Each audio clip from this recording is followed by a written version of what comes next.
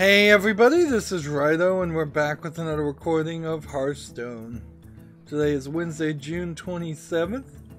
In between the last recording and this recording, during the live stream, I took a break and somebody with a Russian name said hey like 3 times in some word in Russian that I imagine also means hey.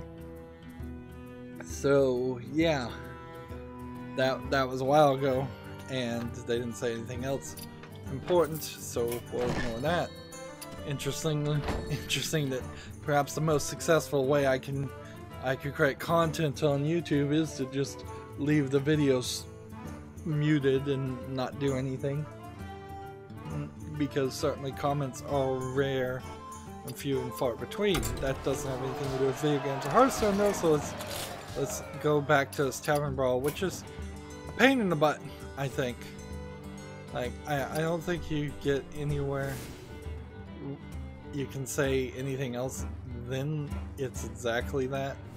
I need something that can allow me to do directed damage. And I imagine even that is not really necessary.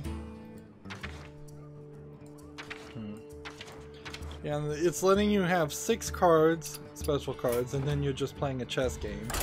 And that's kind of all there is to it. So, let's do that. Yeah, if I can get through the news, which every time getting through the news usually takes longer than getting through the daily quest, but right now we're doing this Time Tinkerer's special event on Hearthstone, and so daily quests are really easy to get done. So much so that I'm even getting them done on my secondary account, just because. So I think for the most part I just need to go through the process and talk about all the games on Steam. So let's talk about all the games on Steam. We've got one called The Initiate 2, The First Interviews. It's a early access indie action adventure violent horror game. It's one of these graphics are quite not good enough type looking games, although at least this game is not suffering from dark screenshot syndrome, which we constantly see on Steam.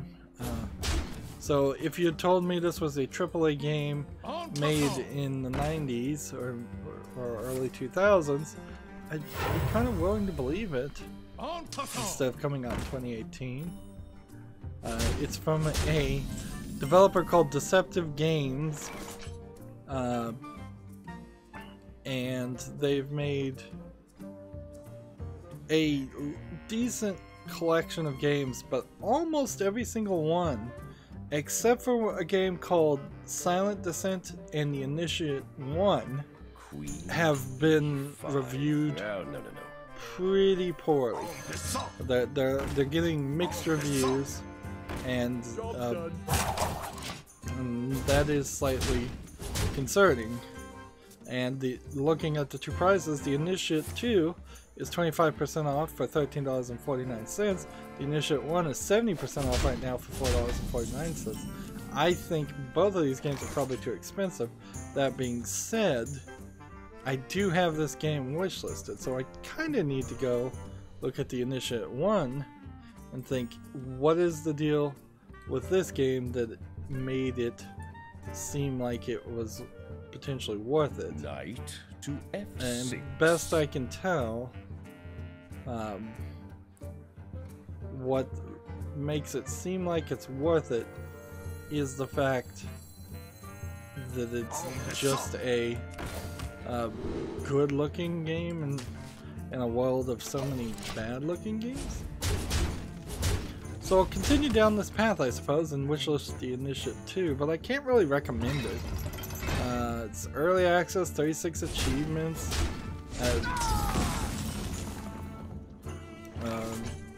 But maybe there's something here. I do want to support indie companies that are going in the right direction. Like, I want to support actual developers making actual games, even if they're new to it and their first few releases aren't great. Like, I don't think that I want the video game industry to be so fickle that your first release has to be a breakout success. It would be nice, of course, for any developer if that was the case, but and then there's also some weirdness with that, because you really don't know how long the employees in the industry have been working. So, like, even if it is the first game from one company, all the employees at that company could kind of already have worked on several other games. I don't see any reason to play this. But I don't see what it changes either. Let's just leave this here. Rock Paper Shotgun has an article, Steam charts, the past returns to life in the summer sale.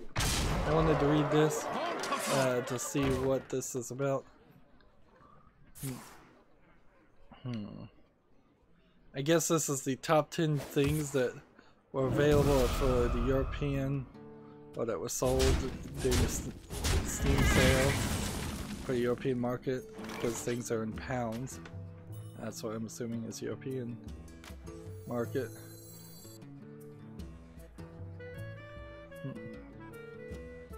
I don't see a real reason to do that. Let's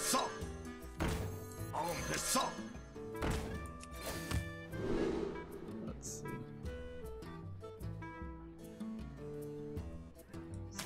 Take that and return. So number 10 was the Steam link.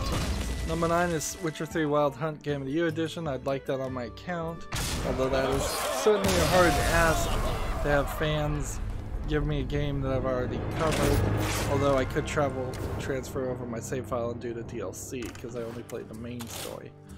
That being said, frankly, I don't think the Blood and Wine DLC is going to change my opinion of The Witcher 3. I loved it, so it'd be kind of nice to go back and play games. I just don't really do that. I meant to do that for the DLC for the Talos Principle, and I purchased the DLC on that and didn't get around to it.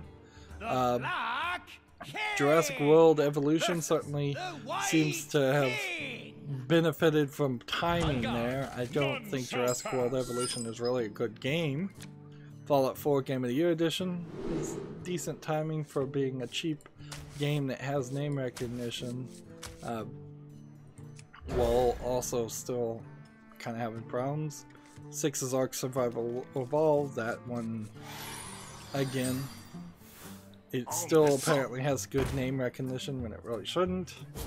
5 is Final Fantasy 15, that totally makes sense. 4 is Jurassic World Evolution. What was the other Jurassic game then? Jurassic World Evolution, it was 8 and 4? According to this chart is. Like the deluxe, 8 is the deluxe edition, where 4 is the non-deluxe edition of Jurassic World Evolution. Okay, that's some insanity. Like, they're making bank. 3 is Grand Theft Auto 5, which I'm not sure I actually own that game. I don't think it changed too much. If I did, I doubt I'd play it more than the main story levels. 2 is the PlayerUnknown Battlegrounds Event Pass Sandhook, S-A-N-H-O-K. And then number 1 is PlayerUnknown Battlegrounds. So, looking at a Steam chart to see what was top selling, the top 10 is pretty obvious. And frankly, you could get more information just looking at the best-selling feed on Steam directly.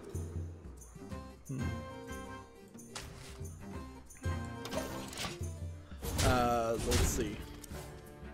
Moving on, Gematsu has an article, romance visual novel Sakura Sakura coming to PS4, PS Vita on October 25th in Japan.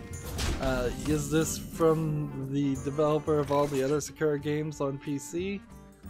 if it is, then why is it not on PC again? It seems odd that a Japanese company would make a game just called Sakura Sakura, because the Japanese are the one people that would understand what the word Sakura means and realize that that's a nonsense thing to say. You're saying cherry blossoms, like, just repeating yourself.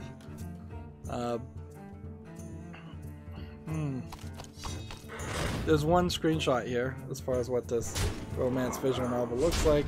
Standard anime fare. Doesn't seem like there's really any other information that you can glean from that. Let's see.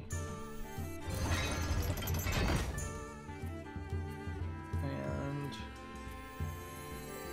if I do that, that's no good. If I do that, that's no good. So, like, I think maybe my problem doing this Terran Brawl is the fact that I'm kind of constantly second guessing myself and just not playing as many pieces as I probably should.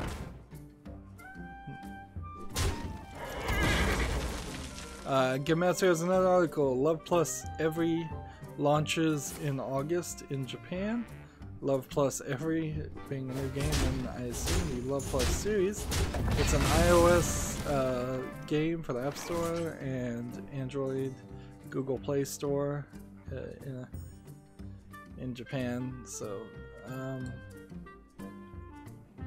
now see, and they just call it a Love Plus game, which, me being not 100% in the loop, I'm gonna have to try and remind myself what the Love Plus series is about before I say the predictable, it's just your standard anime girl fare, which almost certainly that's probably what it is. Job's done.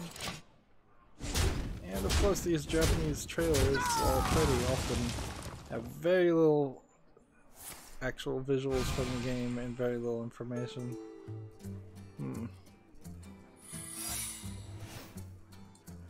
Yep, it seems like it's your visual standard anime girls. One thing, seems like there's a decent amount of customization here on the girls that you're dating, well, I think.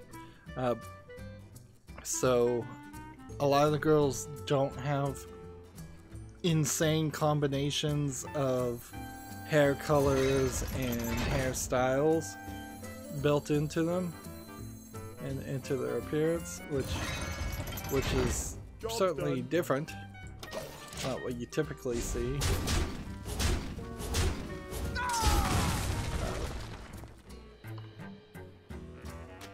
Yeah, all the characters in Love Plus Every look like they're more down to earth, more realistic art styles instead of crazy clothing and crazy hairstyles, crazy eye colors. Rock Paper Shotgun. How come I'm getting Rock Paper Shotgun again? I'm pretty sure I stopped listening to them because I was getting the same articles I thought from PC Gamer, because I think it's or Eurogamer. It's I think the same company. But whatever. I did mute several people on Twitter, so maybe that opened the doorway for more Rock Paper Shotgun articles since there was nothing else to show. That's the weirdness of Twitter. It's not as bad or completely ununderstandable like Facebook is. Like Facebook, you have no clue. You have no clue what you're seeing and what you're not seeing at all.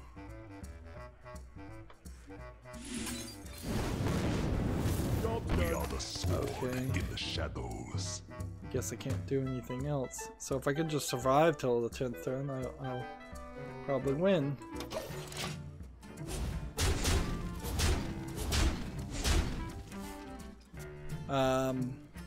Yeah, Rock Paper Shotgun has an article, Help Kids Survive Cyberpunk Hell in the Orphanage Age demo. It's showing me a game where the graphics don't quite look great. Let me watch the trailer and see if maybe it looks better in motion.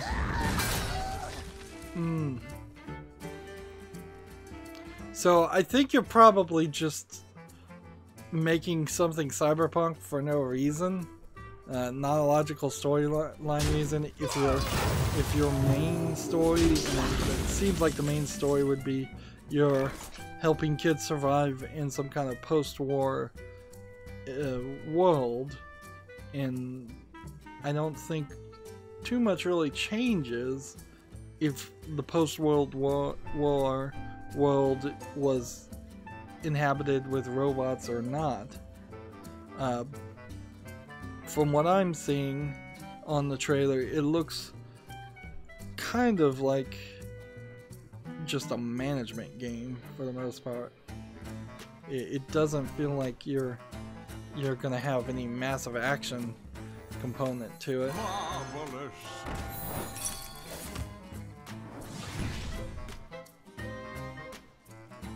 Let's see. I can play this. If I do this, yeah, this wins. So yeah, while the idea of Orphanage kind of makes an interesting idea, pitch of a game, looking at the actual gameplay, it's just like top-down management gameplay that we've seen in several others. Maybe it's a little bit closer to something like the Rebuild games, where it is more about surviving and making decisions. But this is also a Kickstarter game with a funding goal of £22,000, and I severely hate talking about Kickstarter games. I don't recommend people Kickstarter games. It's not a good move at all. So yeah, maybe Orphanage will come out, and maybe it'll be a good game. But right now, I'm more of the feeling that you should just wait until they have been fully funded and have a real release date and have more of a final product. Alright, let's see. Mahmood's on the chat. He says, "Hi Rydo, how are you today? Doing great. Yesterday I was graduating from college. Would you like to see graduation or my own photos?" And then he puts his, I think, full name on Facebook. I'm not sure. I could just search somebody's full name on Facebook and find it. Even Mahmood's name. Because everybody has a similar name. I think I want to keep my knowledge of my fans to just small snippets that they tell. Like I don't have any real reason to look at photos. I believe that Mahmood graduated, and I don't like in what's happening with me right now, where I'm constantly pressed for time, or feel constantly pressed for time to record footage. Taking time to look at photos is not a good use of my time, and frankly I just don't want to, even when people invite me to in their circle, into their private lives, I really don't want to cross that line with fans. So in a respect of your privacy that Mahmood's asking me to do, I think I'll just try to politely decline that offer. But congratulations again on graduating, and you in a weird way, Mahmood graduating from medical school is probably going to be one of the most eventful things that ever happened during the reign of my YouTube career. Let's see, so we're still now in the European things. We just need to take 25 turns and draw 25 cards, which makes it super easy. All I have to do now is, again, try to win this same dumb tavern brawl, which I'll try to win with the exact same ideas, because honestly I can't think of a better way to win here. Like, maybe. Like, Flame Strike is not going to stop people. We could take this legendary, certainly. We could take this. There's probably some other legendaries I could try to play. We could do this. We could take that. Let's see. We can take an Ice Block. That's what I wanted to take, but I didn't have any. Deal 5 damage or you randomly split between all enemies. Let's see. There was, I mean, this really isn't related, but there was an interesting turn of events that happened. Let's get rid of this one, where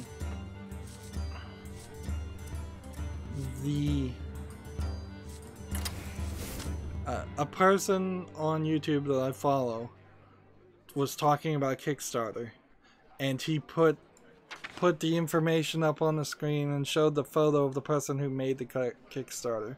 And the Kickstarter was really for a shady, scam-like product, and the person making the Kickstarter and basically doing something that looked extremely shady, and at best you could say it was a troll person.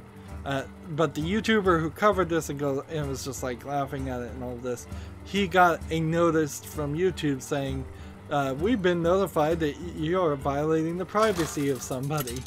So this Kickstarter scammer, one assumes at least, is the Kickstarter scammer, which I have no evidence, this is my baseless accusation,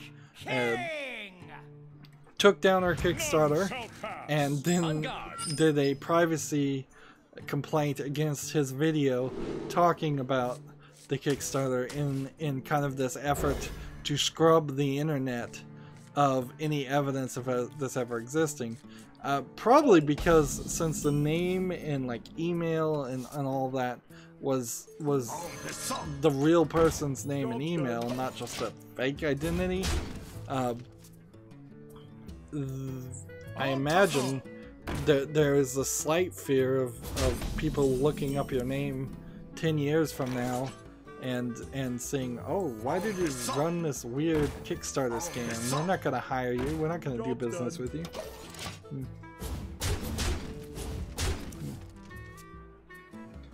Let's see. Mahmoud said, I think you'd be happy for me. That's why I asked you to do that. Thanks you. I am happy. Yeah.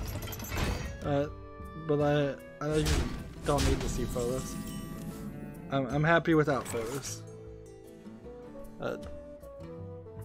It's amazing to see anybody graduate from college, let alone medical school.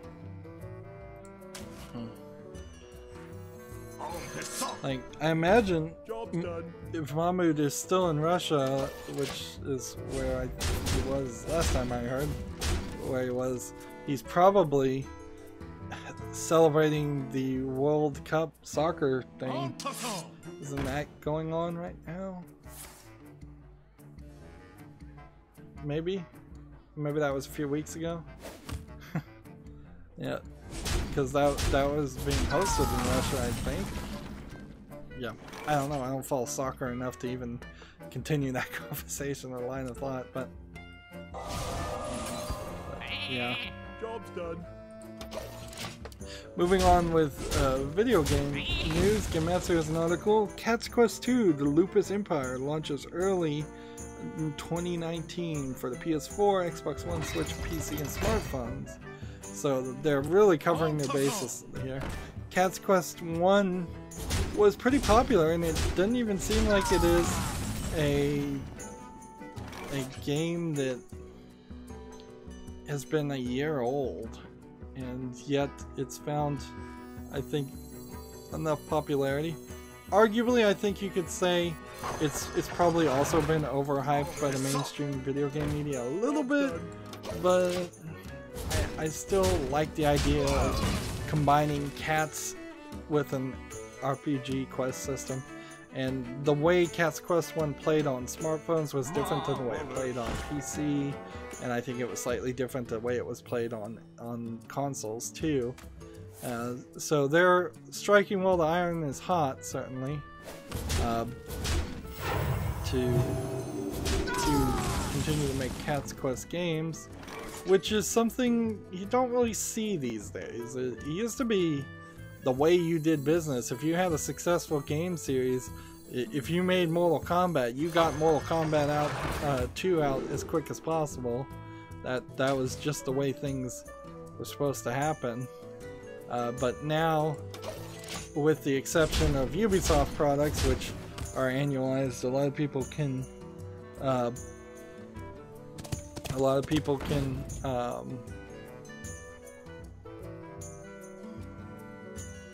just, well, I'm trying to say, take a little bit of time. Still, the Assassin's Creed series and games like that, the big AAA ones in particular, are under pressure to have annualized releases a lot more than small indie companies, which can take as much time as they have money to pay their employees, that's always going to be a limiting factor. Is just how long can you pay your employees while you're considering whether or not to well, I'm gonna lose this. Let's see, what can we do? Let's get it right this time. Let's see, what do we want to do? That's probably the wrong thing to do. Let's see.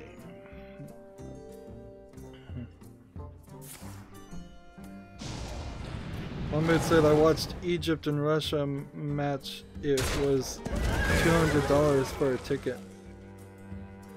Yeah, that sounds really, really, really expensive. Like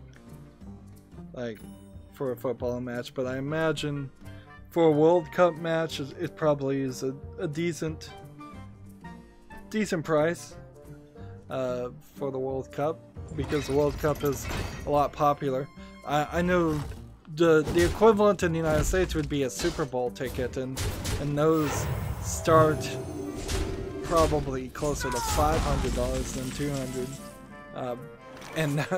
And frankly, the Super Bowl is only popular amongst people in the United States, where the World Cup is popular amongst everyone and everyone else in the world. Fast forward. Job done. Let's see.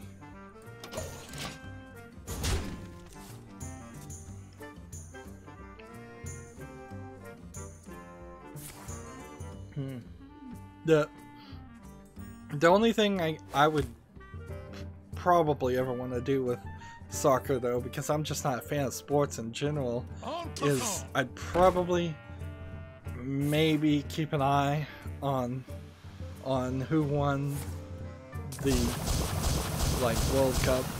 But in all honesty, I don't even know who won the last Super Bowl.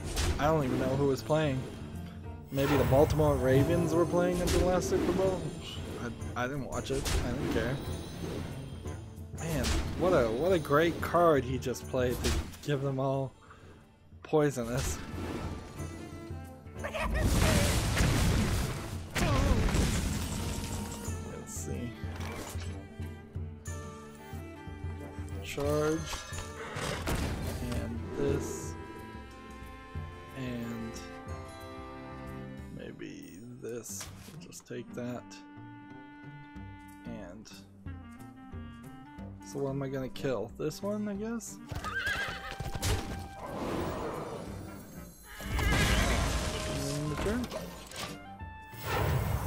Gametsu has an article. Dark Souls Remastered for PS4 has sold 54,306 digital copies in its first 4 days in Japan.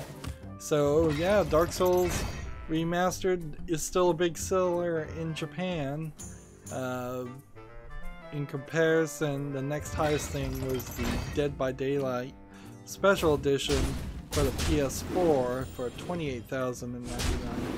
It also kind of goes to show you that for as important as the Japanese market is treated, it kind of is a tiny marketplace because there just aren't that many people in Japan, not compared to giant land masses like Europe and the United States and North America. But since there's so many games that are developed by Japanese company, they get a escalated importance there. The third highest thing only sold 16,000 downloaded sales, and that was called Yu Powerful Poro Yakyu 2018. And I don't know if that's like a wrestling game. Nier Automata was number 4, 15,000 sales, and I believe Nier Automata in its lifetime was sold like 20 million copies worldwide. And then the first non-PS4 game is at 5 for Donkey Kong Country Tropical Freeze for the Switch, and then it's back to PS4 for Detroit Become Human, and then back to the Switch for Minecraft Nintendo Switch Edition, and then the Minecraft PlayStation 4 Edition sold 2,000 copies less. Rainbow Six Siege for the PS4 has 7,000 sales, and Undertale PS4 sold for 7,000 copies. And Undertale, I don't believe, is a new product at all. Take note, not a single Xbox game, or Xbox exclusive at least, sold in Japan. Like, they really screwed up that market and the advertising there. So much so that they definitely need to fix that. Genmutsu, they need to like relaunch the Xbox, and they need to have specific name, specific color, and a high emphasis on games that are popular in Japan. So lots of anime games, lots of visual novels, lots of adult games.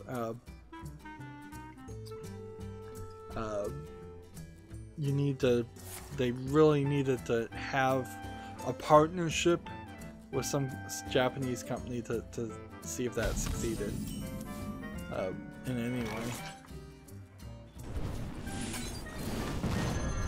Job's done. Moving on though, Game Master has an article, Yokai Watch World announced for smartphones. I knew there was a new Yokai Watch game, I wasn't sure what it was going to be though. So it's another cell phone game. Kind of makes sense.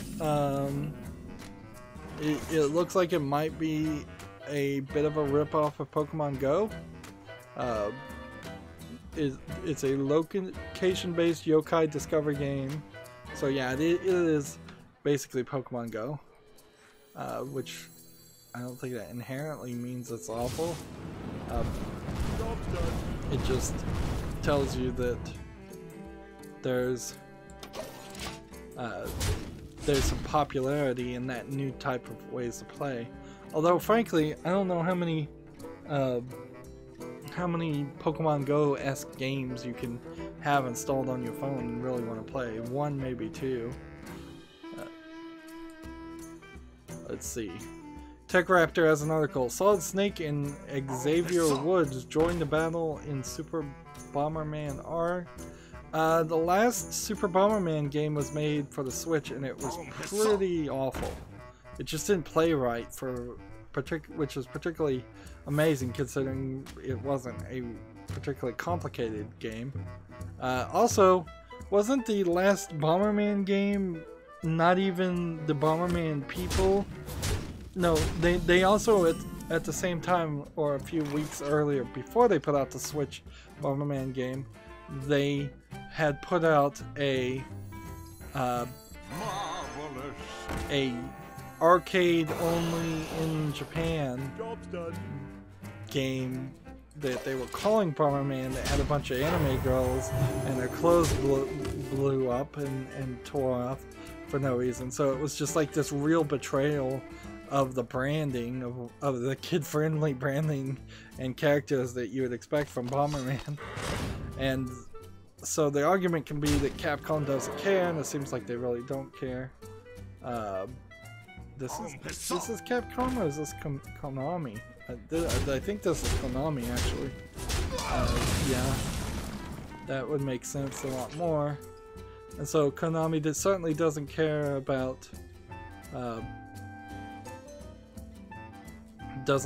Metal Gear Solid, and then they're putting in Xavier Woods, who is a professional wrestler for the, I guess, WWE, and I've never heard of him, but I haven't watched wrestling in a very, very long time, and I'm quite happy to keep it that way. Let's see if we do this. Is that still what we want to do?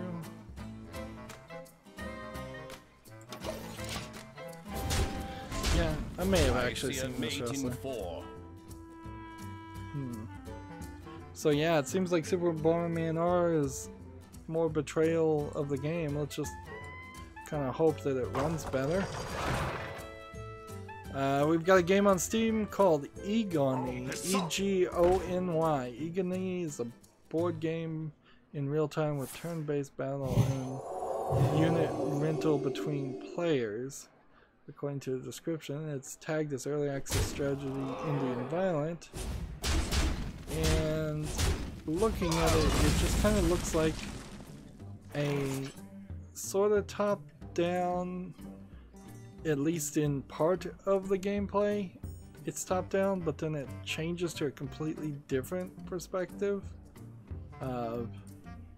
when you're in the fight sequence. And yeah, those camera angles are just all over the place. Like a top-down interface for the map and then side perspective for everything else. It's some real insane way to do things.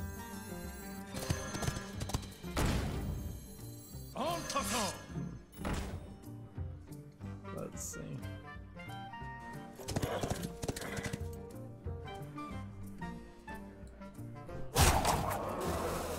Turn. So yeah, Egony doesn't seem like a game that makes sense, and it's the first game from this developer. It's $8.99 with no discount. Yeah, I don't need to keep an eye on that one. And I doubt I need to keep an eye on the game next on the list called Data Ball, D-A-T-A space B-A-L-L. It's one of these Unity games. The graphics actually look a little bit better than usual, but it's simple polygons. Seems like it might have even a co-op mode where you and a different player are racing to the same thing. It kind of looks like Marble Madness, but the secret about Marble Madness is it was never really a good game. It was an interesting idea in its physics and the way it displayed things, but it was never really easy to control and the thing that you would really want to do. Let's see. Can we get more of these characters this way? No.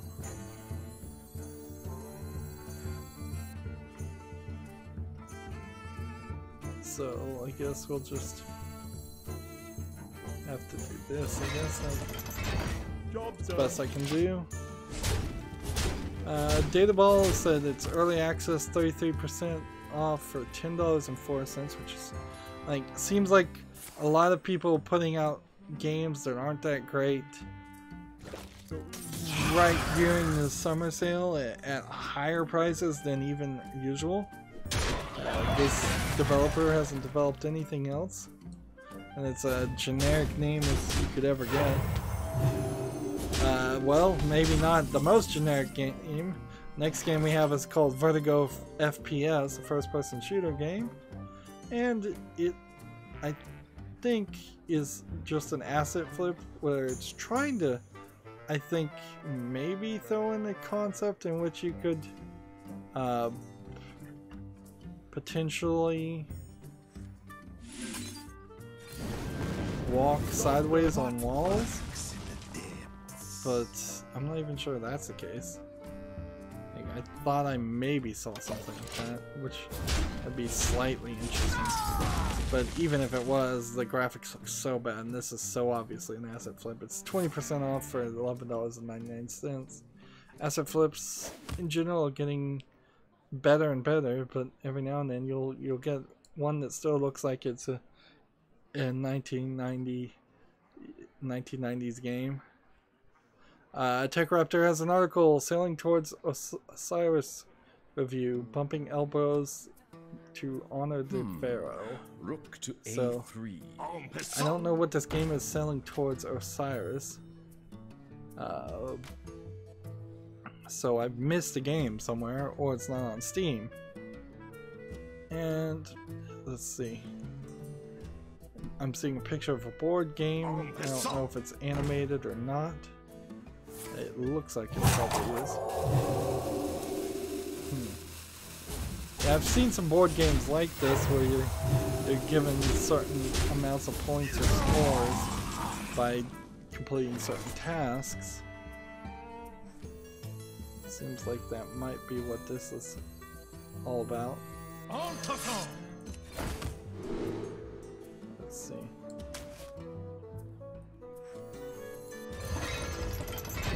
Job's done. Hit that. Yeah. If you have a board game that has pieces to collect, dices to roll, cards to play, tokens to move on a board, and a board that has a path to move, you've really just added everything you could possibly think of to the game.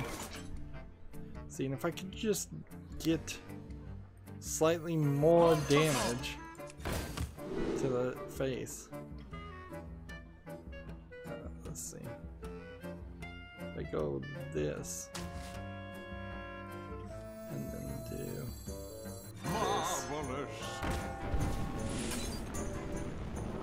And then do this. Let's try that. The bottom line, according to TechRaptor in this article, is selling to Osiris as a game for competitive Europe gamers who enjoy direct competition. Let's see. Seems like he says, get this game if you like games that maintain a consistent sense of tension between players. You like games that force you to alter plans based on what is available to you at any moment. You like Euro games. I think Euro games is a weird way to describe complicated games, but whatever. That let you interfere with your opponents by blocking them and denying them resources. Avoid it if you prefer multiplayer solitaire Euro games that don't feature anything. You like worker placement games that allow you to build up in vast quantities of resources. You like games that let you play in long term. And they gave it a 7.5, very good. But I still, after looking over this entire article, this looks like it's a real board game, See a mate in 4. not a digital board game, and I did not know that TechRaptor had also gone down that way. I guess at the top here it does say tabletop games and tabletop reviews, so I'm gonna have to be more careful in what I read. And from TechRaptor, which, oops, I didn't realize I had to do that.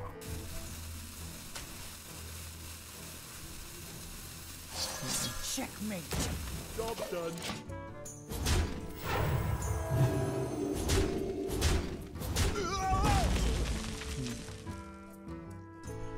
Next game we have on Steam is called VReal. It says VReal is a first broadcast platform for VR games. Create and watch VR game content all within VR. It looks to me like it is a bunch of asset flips in a VR environment, which maybe this will get some memes playing VReal. I can see some streamers doing this for like 5 minutes. But that's kind of it. And there's some pretty blatant rip-off here of Surgeon Simulator in one of the screenshots, unless they licensed it, which maybe they did. V-Real is free in early access, so I guess the price is right, but it's also not really a game. It's also the first thing made by this developer. So yeah, I don't think V-Real's one worth looking for.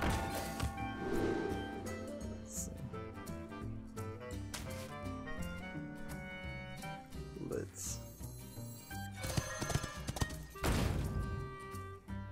see, what can we do here? Die against this, I guess. Maybe I could have died against that.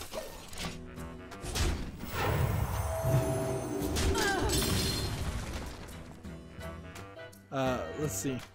Randy Pitchford, the CEO of Gearbox, tweeted out this kind of custom wood holder.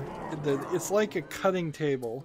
If you specifically cut into a cutting table to place a controller, whether an Xbox One or a Nintendo Switch, or a Nintendo Switch Pro controller, or even an Apple TV with a remote. Just fancy things that you would put on a coffee table in front of a TV to hold your controllers so they don't slide around. Probably don't need something like this, but he tweeted it out and he had custom Borderlands on it, which is nice. Looking at the price of these, since he linked to it, so maybe he's getting some kickback here, and again has forgotten or intentionally, I think he's intentionally at this point, not put hashtag sponsored, which is still a thing you have to do. So yeah, I wouldn't put it past him, Randy Pitchford, because I have no faith in him doing things the right way or ethically.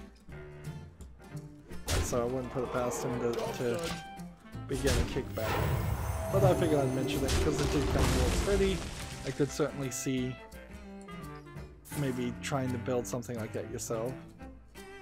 Let's see, we have a game on Steam called Dr. Flow.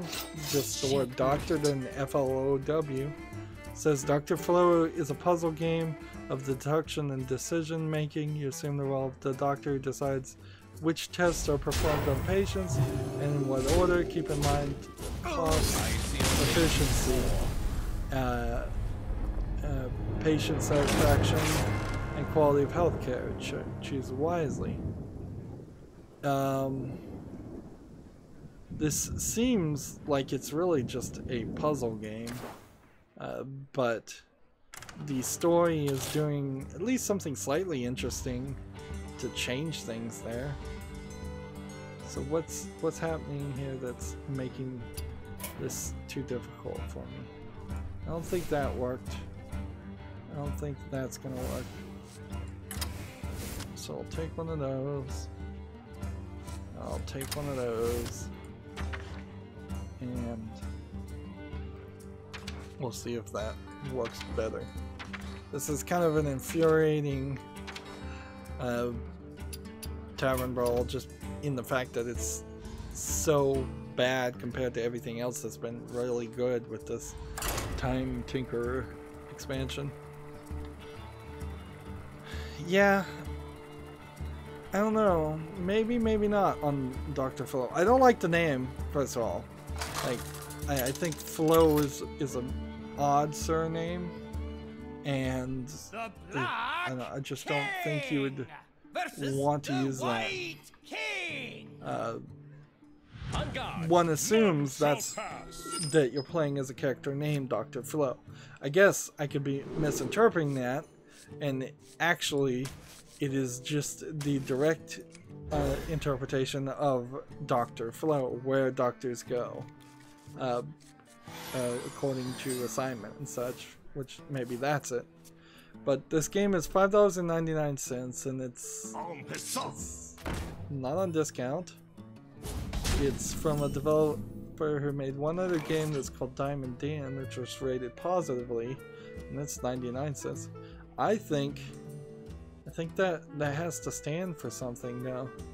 Like, if their first game, which looks like it's kind of a platformer game that doesn't look horrible,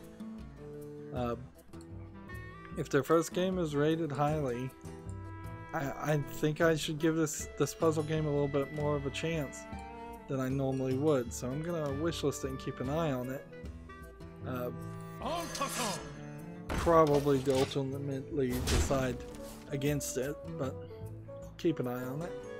Eurogamer has an article. Harry Potter mobile game now sells owls for £12. So the Harry Potter mobile game in particular was just like the worst microtransaction game we've seen yet, and targeted at kids, and just a bad game all around. And now they're charging £12 to just have a pet, which I'm seeing a cat, an owl, a frog, and a mouse. And I assume that they're all close to the same price, if not the exact same price. Let's see. If I do this, that doesn't really do anything different. Just heals them up. Let's see. So the creator of Five Nights at Freddy's has decided to put out yet another Five Nights at Freddy's games. It's called Ultimate Custom Night. It says, welcome to the Ultimate Five Nights at Freddy mashup featuring 50 selectable characters and then custom difficulties. So it's just like a custom free version of the Five Nights at Freddy's series of games that I think the creator is both, he really would love to be done with creating them, but he's also had basically no success otherwise, so he can't be done with them. So yeah, he's just in this weird position. In the trailer, he's got all these famous YouTubers getting jump scared, and I don't know if they're really even famous YouTubers, just streamers of some sort. The game is free, so maybe I'll put it in the wishlist just to someday maybe go through all the Five Nights at Freddy's games. I don't think I probably would waste my time on it. Like, Five Nights at Freddy's is really just a really early meme game before the internet really knew what memes were in the larger numbers of internet users, and probably even before I really knew how memes had gotten. So yeah, I can definitely see arguments against not wasting time and playing a meme game like Five Nights at Freddy's. Let's see. What are we trying to do here? Job's done. Let's try that. Next game we have on Steam is called Ashes of Ark. It says it's built exclusively for VR. It looks like it's a VR first-person shooter of a game with no textures. So basically an unfinished asset flip again. I guess I'm using that phrase asset flip more now. I was trying to just say very low effort games, or extremely low effort games, but asset flip is just shorter on the tongue. Ashes of the Ark is 20% off for $15.99 for something that I wouldn't pay 50 cents for from the looks of it. So let's move on.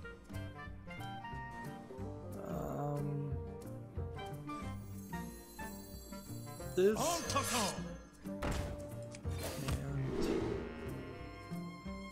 let's see, this.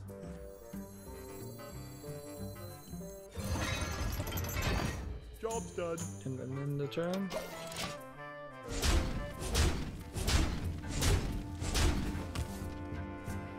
We have a game on Steam called Justice Legion. It says it's a strategy action indie game. To me, it looks like a Windows 95 top-down shooter effort of a game, half finished or just ugly in general. $2.99 again for a game I wouldn't pay 50 cents for. First game from this developer. Moving on. Couple PlayerUnknown Battlegrounds bits of news. PlayerUnknown Battlegrounds dropped their lawsuit against Epic.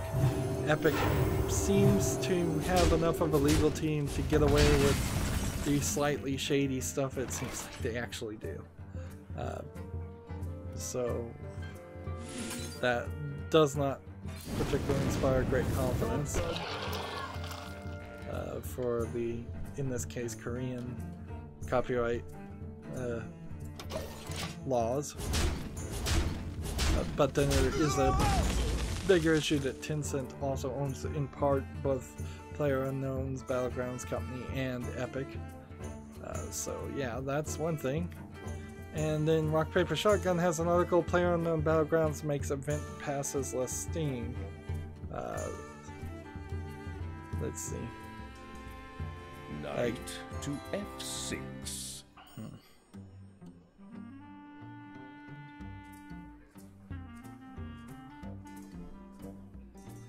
Let's see, this article says with the Battle Pass release for their new map Sandhook in PlayerUnknown Battlegrounds, they were taking the Michael, which I don't think that's the phrase. I thought it was taking the Mick.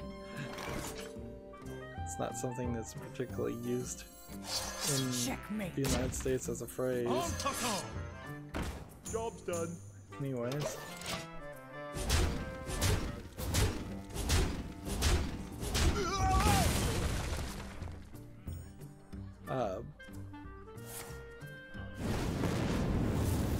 Apparently the Battle Pass made it made you like made it easier to get XP and get more of the cosmetic things in PlayerUnknown Battlegrounds. I don't know how many people are really playing Battlegrounds.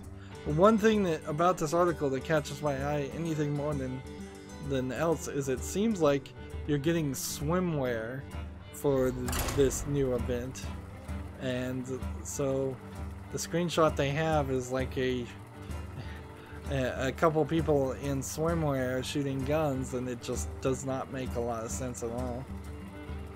So yeah, I don't care enough about PUBG to really learn what the event passes are, or battle passes are, but it seems like nobody's happy with them, and it seems like it's some effort to scam people out of money. Gamer Sutra has an article called A Producer's Guide to Decision Making. Might be an interesting article. The quote here I have is, part of the role of the producer is to make both prompt and high quality decisions and to help people around them do the same. There's a paragraph talking about automation, which and checklists and A/B testing, and they're mentioning the paradox of automation. There's another paragraph talking about choices. Job's done. 3 choices. They break it down to continue what you're doing, stop what you're doing, or do something else. There's a paragraph about choosing over optimizing things or instead of satisfying the criteria and not optimizing. There's a quote, if you are ever wondering whether to spend more time over a decision, consider the cost of waiting versus the cost of being wrong. That paragraph of group decision making. So if there's good information in these paragraphs, this might be a decent instance of learning decision making in general, not just for video game producers. So a quote says, well-managed group decision making is almost always superior to doing things on your own. Another paragraph about pitches. A paragraph of dealing with difficult people. Another paragraph called "People Again," because that is going to be the main thing you're going to have to deal with over and over again is people, difficult or otherwise. Job's done. Particularly if you're a producer. So yeah, that's probably not an article I'll read, but it's probably one I should read. Of course, as a solo YouTuber who has nobody working under them, being the boss of myself, I kind of just do whatever I want, and I know I'm gonna do whatever I want, so I'm a bad manager of myself, clearly. Let's see. If I play this, and then I guess play this, and then do this, and play this, and then just end the turn. I think I'm at one here.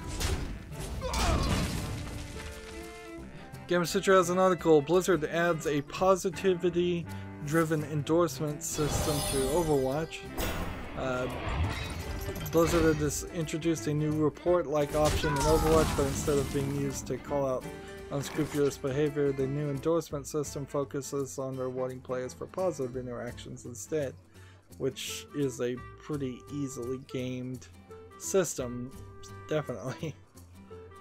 Let's see, how can we do this?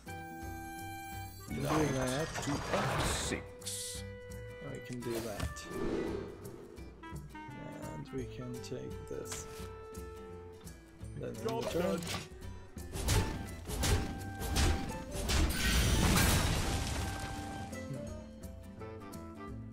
Let's see, Overwatch. I would imagine Overwatch is going stronger than PUBG is. Give it 6 more months, I imagine people will still be playing Overwatch. I doubt many people will be playing PUBG. We've got a game on Steam called Flamebound. It says it's an RPG adventure indie casual. Seems to have some video warping effects over the trailer. So apparently some kind of ability you can use can do something crazy. This animation style seems off. It looks alright, but it just seems off to F6. compared to the background I'm seeing.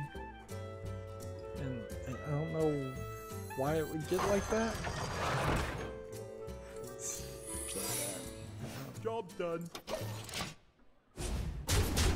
Seems like maybe just a mix match of animation things, because the animation I'm seeing looks like a little Looney Tunes characters and trying to do something maybe like Cuphead, but not as old as Cuphead, and then setting it all in a very dark background forest. Yeah. I don't see anything here that makes me want to play this game. Flamebound. It's 10% off, $2.69. I like to kind of see this developer keep trying, but seems like they've made 2 other games that have been positively reviewed, or 3 other games that have been positively reviewed, but none of them seem amazingly interesting, so I'm just going to close the page on them. Maybe they need to make another dozen games, another 6 games or so. I do this. No. And then do this. And then do this. Job's done. Let's see what happens here.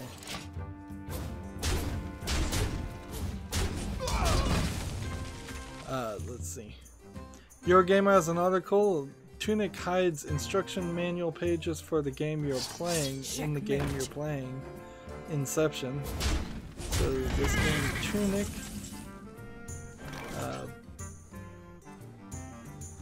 Let's see. Tunic was one of the many games shown at the Microsoft's E3 2018 briefing. Let's see. Is it coming to PC? If it is, cool enough. It looks kind of Zelda-esque, maybe from an Knight isometric to F6. perspective. Here we go. Like this. And didn't need to do that.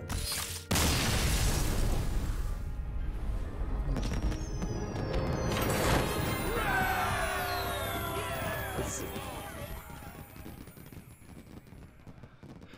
So, yeah. Tunic's not out yet though, and so this is your gamer talking about and hyping up a game that's not out, so no reason to really talk about that. Gamer Sutra has an article, Get a Job, Deep Silver Volition is hiring for a UI artist. That would be in Champaign, Illinois. I feel like we're at this point saying the same jobs over and over again every couple days. There's a game on Steam called Europa, Y-O-U-R-O-P-A. Let's see. It's an indie action-adventure 3D platformer puzzler. Looks slightly interesting, although maybe it's just a really pretty asset flip too, because you're kind of playing as a custom character that looks like sort of like a gingerbread man or some kind of round-headed character. And then you're walking around areas that don't seem like they quite match with, well, they definitely don't match with your character, but they don't seem like they match with each other either. You're just in this random world of floating islands, and almost any game where you see floating islands, you know that the level of development wasn't quite there. The enemies don't really match the scenery either. Let's see, it seems to have some kind of tagging function, spray painting function that also plays a role. Let's go and disenchant all these. So once again, it was rather easy to get all the daily quests done on the European, well, yeah, the European servers. Europa is 20% off for $19.99. Seems like it's really, really expensive, but I'm gonna put this on the wish list to keep an eye on it, but I'm really leaning towards saying no to this. Like, this doesn't look very good. It seems really expensive. Yeah, I'm gonna say no to it. I'm not gonna wishlist this game. It's the first game from this developer. It may be pretty, but it just looks like a pretty asset flip, frankly. So we're in a bit of a weird position because there's still enough news. And there's still the Americas account. And I need to really learn to break up recordings. So it's been an hour, so let's break up this recording, and I guess we'll go into a third recording. As always, I ask you to like, share, subscribe, comment, and watch every second of my videos. If you want a friend or follow me on any social media sites, there's a whole bunch of links down below in the description box. And if you want to support me even further, I'm asking people to friend me on Steam and gift me a game. Thank you for watching. Have a good evening.